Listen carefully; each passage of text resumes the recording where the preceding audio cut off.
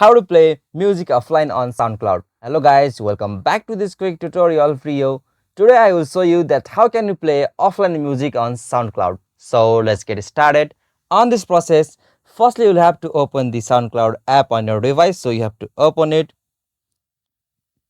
and make sure that you have logged in with your account here. Alright, so on this interface, by clicking on this music three dot, there is no any options such like play or download music for offline. So for that you'll have to buy the premium version of this app. So for that you'll have to tap on this get pro option just at the top. So simply you have to tap on it, and now from here you'll have to go the options get artist pro.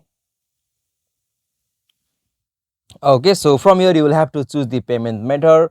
You can add credit card or debit card to buy the pro version of this app, and after you done that you'll be able to play offline music on your SoundCloud app. So this is the method to play offline music on SoundCloud. Hope you like this video, and please don't forget to subscribe our YouTube channel for more quick and short tutorial like this.